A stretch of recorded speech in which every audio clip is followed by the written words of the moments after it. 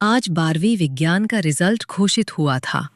सलमा, सोनिया, रोजी, हरप्रीत और नादिरा, ये पांचों सहेलियां खुशी से झूम उठीं।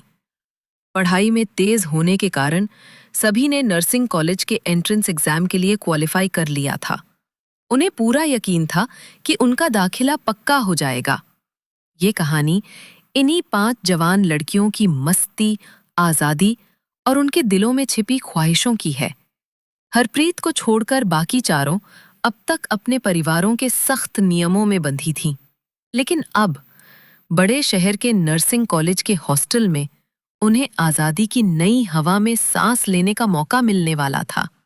पांचों में हरप्रीत सबसे बड़ी थी, 2 साल की उम्र में बाकियों से आगे। उसका गोरा रंग और 34-30-34 का आकर्षक फिगर हर किसी का ध्यान खींचता था। उसकी मोहक मुस्कान और चुलबुली अदाएं किसी का भी दिल धड़का सकती थीं। नादिरा, जो बाकी 3 से 1 साल बड़ी थी, गेहूंए रंग की थी। उसके 34 से 28 से 36 के कर्व्स और नशीली आंखें किसी को भी बेकरार कर सकती थीं। उसकी हंसी में एक रहस्यमयी आकर्षण था। सलमा और रोजी हम उम्र थीं। दोनों का फिगर 32-22-34। सलमा की गोरी चमक और रोजी की सांवली रंगत, दोनों ही अपनी अपनी अदा में नमकीन थीं।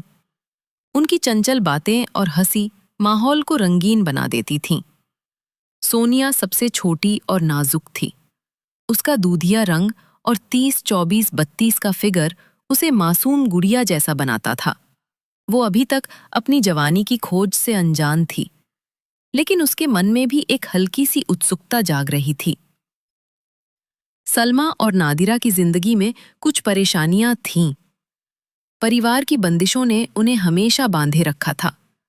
उनके लिए सच्चा मजा वही था जब दिल और जिस्म दोनों अपनी मर्जी से साथ दें। लेकिन अब हॉस्टल की आजादी ने उनके सपनों को पंख दे दिए थे। जब पांचों सहेलियां इकट्ठी हुईं, तो उनकी बातों का मजा ही कुछ और था।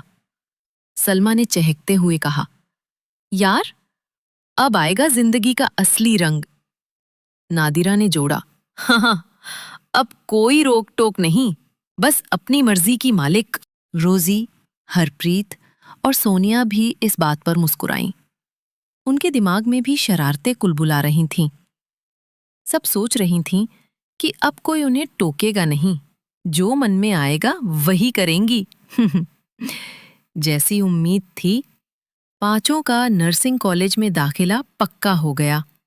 कॉलेज के सामने ही उनका हॉस्टल था, जहां सिर्फ 20 लड़कियां रहती थीं, 10 सीनियर और 10 जूनियर। हॉस्टल के बीच में मेस थी और दोनों तरफ 2-2 बड़े कमरे, प्रत्येक में 5 लड़कियां। हर लड़की को एक बेड, अलमारी और टेबल कुर्सी दी गई थी। पांचों सहेलियों को उनकी इच्छा के मुताबिक एक ही कमरा मिल गया।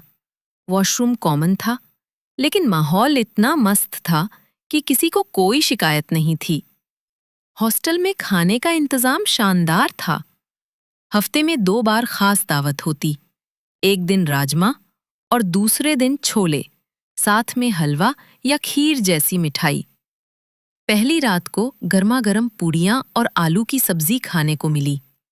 अगले दिन से नियमित भोजन शुरू हुआ, सुबह पोहे, दोपहर में दाल चावल सब्जी और रोटी। सभी लड़कियां खाने से खुश थीं। लेकिन हफ्ते भर बाद ही एक दिन जूनियर लड़कियों ने हंगामा मचा दिया। शिकायत थी कि सलाद में खीरा और बैंगन की सब्जी कम पड़ गई। वार्डन फातिमा ने मेस इंचार्ज राधिका को बुलाया। राधिका ने सफाई दी, मैडम, मैंने तो खीरे और बैंगन पर्याप्त मंगवाए थे, लेकिन। वो रुकी, फिर हंसते हुए बोली, ये नया बैच कुछ ज्यादा ही शरारती है। भिंडी, प्याज, टमाटर सब बचा है, लेकिन खीरे और बैंगन गायब। पता नहीं इनके जिस्म में कैसी गर्मी भरी है। फातिमा के चेहरे पर भी मुस्कान तैर गई।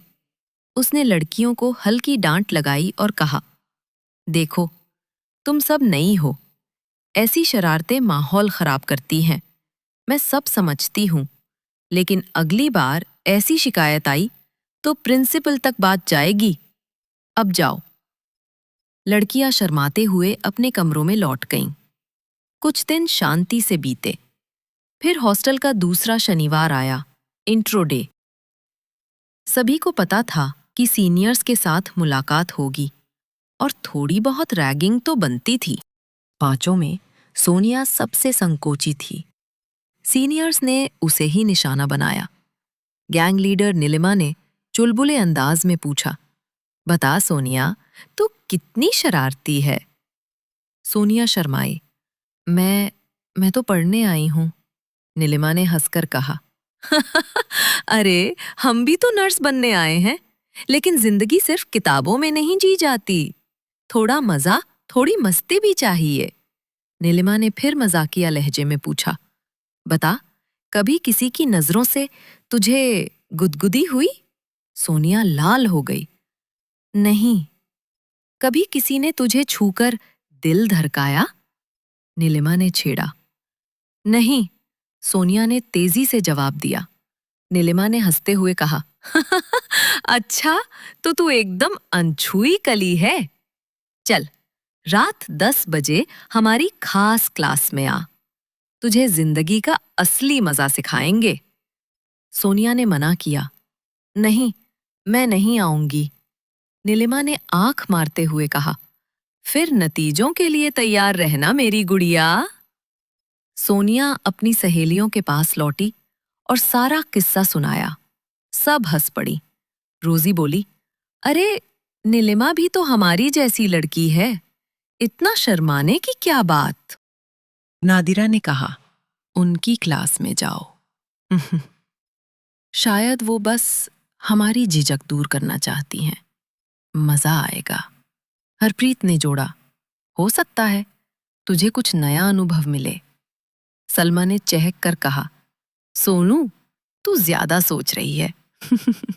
मस्ती में शामिल हो जा। सोनिया के मन में भी जिज्ञासा जाग चुकी थी। वो हंसकर बोली, तुम सब बेशर्म हो, लेकिन मेरी सहेलियां भी तो हो। चलो, तुम्हारी बात मान लेती हूं। रात ठीक 10 बजे सोनिया नीलिमा के सामने हाजिर थी। नीलिमा, मैं तैयार हूं। अब पता क्या करना है? नीलिमा ने मुस्कुराकर कहा, आजा मेरी प्यारी, हम सब सहेलियां हैं। आज तुझे जिंदगी का नया रंग दिखाएंगे। नीलिमा ने सोनिया को एक टास्क दिया, एक छोटी सी शरारत जो हॉस्टल की परंपरा थी। सोनिया पहले तो हिचकिचाई, लेकिन सहेलियों के हौसले ने उसे हिम्मत दी। अचानक हॉस्टल की लाइटें बंद हो गईं। अंधेरे में सोनिया ने नीलिमा के कहे मुताबिक एक मोमबत्ती थामी और हॉस्टल के गलियारे में चल पड़ी। उसकी सांसें तेज थीं और हर कदम के साथ एक नई उमंग जाग रही थी। अगले भाग में देखिए, सोनिया की इस शरारत का क्या नतीजा निकलता है। हॉस्टल वार्डन और सहेलियों के बीच क्या मस्ती भरा तमाशा होता है। आगे की कहानी जानने के लिए कृपया हमारे चैनल को सब्सक्राइब करें। हमारे चैनल पर इसका दूसरा एपिसोड उपलब्ध है।